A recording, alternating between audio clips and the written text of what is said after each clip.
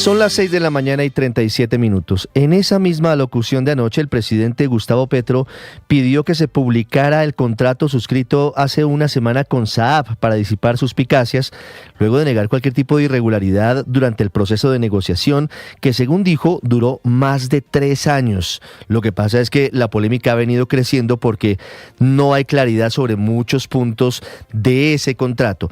Y tampoco hay claridad sobre si es tan sencillo como dice el presidente eludir la cláusula de confidencialidad que protege ese contrato, al que también se comprometió la multinacional sueca, un contrato que, haciendo sumas y restas aproximadas, tendría un costo de más de 16 billones de pesos. Y es que no es pequeña la polémica en torno a la compra de estos 17 aviones Gripen a la multinacional sueca Saab, que entrarían a reemplazar a los viejos aviones israelíes Kafir. La Contraloría pidió en las últimas horas al ministro de Defensa, Pedro Sánchez, una copia del expediente, incluyendo la etapa precontractual, así como una copia del contrato suscrito con la empresa que asesoró al gobierno en el proceso de contratación para la adquisición de los aviones Gripen. Allí hay un punto importante, porque el Contralor revela que hubo una empresa asesora de todo este trámite. Adicionalmente, el Contralor Rodríguez le pidió al ministro de Defensa que anexe los soportes de las diferentes opciones que fueron evaluadas para la compra de los aviones, entre ellos la oferta de Francia con los aviones Rafale y la de Estados Unidos con los F-16, entre otros, indicando las razones técnicas, legales y económicas que sustentaron la selección de los aviones Gripen. El Contralor le dio un plazo de 5 días al ministro Pedro Sánchez para que haga llegar la información correspondiente al proceso de compra de los aviones Gripen. Entre otras cosas, la Contraloría busca claridad sobre el precio unitario de venta de cada una de las aeronaves adquiridas. Y mientras tanto, el exar anticorrupción Camilo Enciso radicó una denuncia ante la Fiscalía Anticorrupción de Suecia para que investigue un presunto soborno transnacional que habría estado detrás de la compra de los aviones Gripen por parte del Estado colombiano. Dice el documento de Enciso que los hechos y la evidencia que hasta ahora se han conocido relacionadas con posibles actos de corrupción involucrando al Ministerio de Defensa, a la primera dama y a otras personas relacionadas con el alto gobierno, relacionados con la venta de aeronaves Gripen, deben ser investigados. Esto último lo leo de manera textual. La solicitud tiene como origen la información publicada por el tabloide sueco Expressen sobre la vida de lujos que llevaría Verónica Alcocer en territorio sueco. Camila Carvajal es periodista. Está en Mañanas Blue. 6 de la mañana, 40 minutos. Al gobierno se le despejó el camino para controlar Nueva EPS, la EPS más importante del país, que tiene 12 millones de afiliados, que amanece siendo una empresa pública. Es la historia de unos movimientos entre las cajas de compensación familiar y el Ministerio de Hacienda. Hasta hoy, los dueños de esta EPS eran mayoritariamente los privados. A través de esas 6 cajas de compensación familiar, como Confandi, Confenalco Antioquia, Confenalco Valle, Compensar, Cafam y Colsubsidio. Estas tenían el 50.1% de las acciones y el Estado, a través del Ministerio de Hacienda, el 49.9%. Ahora, las cajas de compensación han entregado parte del problema de la salud en quiebra y el gobierno pasa a tener la mayoría, el 51% de las acciones en Nueva EPS, lo que significa que el Estado asume el control dominante, pues el nuevo porcentaje le va a permitir al gobierno tomar decisiones de manera unilateral y autónoma.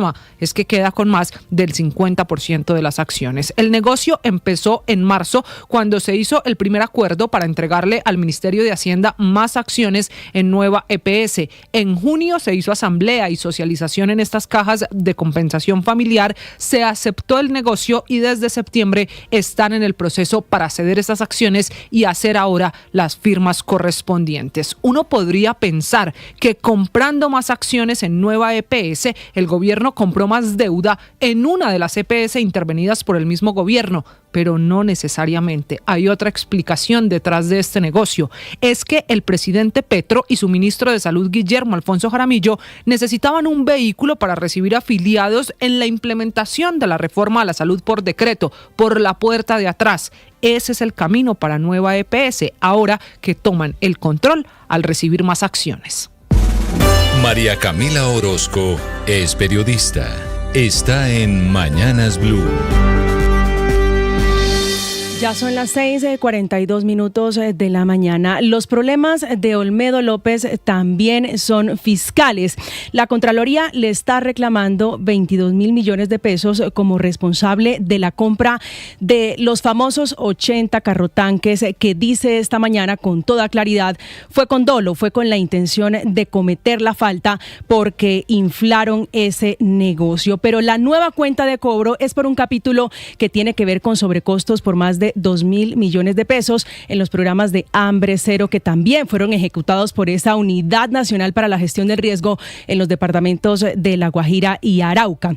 Uno de esos contratos era para cubrir la alimentación de 700 personas en los municipios de Hato Nuevo y Manaure durante 90 días por 5.240 millones de pesos y ahí encontraron sobrecostos por más de 1.000 millones de pesos en esa contratación de las raciones de comidas para personas pobres, para personas especialmente vulnerables. En el departamento de Arauca encontraron un contrato que tenía el mismo objeto, alimentar a 6.200 personas en Saravena, en Tame, en Fortul y en Arauca por 9.200 millones de pesos y que también tuvo un sobrecosto superior a los 1.000 millones de pesos. Por ahora han encontrado contratistas sin experiencias, patrimonios reducidos y objetos contractuales incongruentes con la capacidad técnica de las entidades que necesitaban ese servicio. Por esto es que van a responder fiscalmente tanto Olmedo López como el segundo a bordo en esa Unidad Nacional para la Gestión del Riesgo, que es Sneider Pinilla. Es la segunda decisión que profieren entes de control contra el hombre de confianza del presidente Gustavo Petro, a quien hace 2 semanas también por este mismo escándalo la Procuraduría lo llamó a juicio a responder por la plata por la que está prófugo Carlos Ramón González, el hombre, el funcionario de más alto rango que de momento ha dicho la Fiscalía fue el que dio la orden de desplegar la operación de compra y venta del Congreso de la República. Paola Ochoa es periodista. Está en Mañanas Blue. 6:44 a.m. Agarrón entre industriales, sindicatos y el presidente por cuenta del decreto que le pone arancel cero a los insumos textiles. Decreto 1147 del 14 de noviembre, firmado por el presidente de la República y por la ministra de Comercio. Un decreto que es parte de su política de reindustrialización y para revitalizar la industria nacional de la moda. 72.000 empresas confeccionistas que generan 1,5 millones de empleos directos y que son grandes consumidores, enormes compradores de estos insumos textiles como hilos, algodón, seda, lana y fibras sintéticas como poliéster, nylon o spandex. Un total de 10 insumos o 10 subpartidas a los que se les fija un arancel cero durante un año para que entren al país a precios mucho más baratos desde aquellos destinos con los que no tenemos acuerdos vigentes de libre comercio, es decir, básicamente los mercados asiáticos, China, Vietnam, Camboya, India y Turquía. Amos y señores de la producción global de estas materias primas, productores en abundancia de dichos insumos textiles y dueños del 60% de las exportaciones mundiales,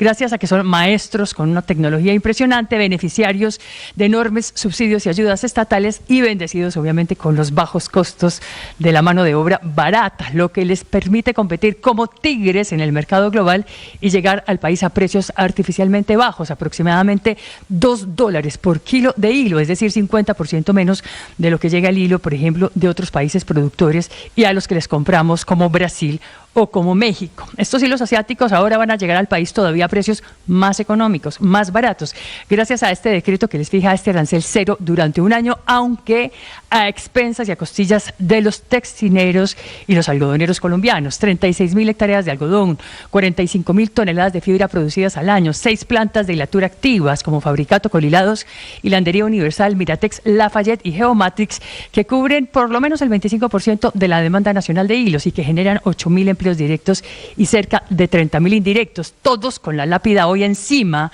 según incluso los propios sindicatos del país, la CUT y la CGT, que ayer sacó comunicado alertando que el gobierno de Petro le da la espalda a los trabajadores textileros y a los trabajadores algodoneros del país, una alerta que también respalda la ANDI, cuyo presidente Bruce McMaster advierte dichas empresas textileras podrían quedar al borde del cierre y podrían acabar también con la industria de los hilos, desatando, claro, la ira y un nuevo rifirrafe con el presidente de la República.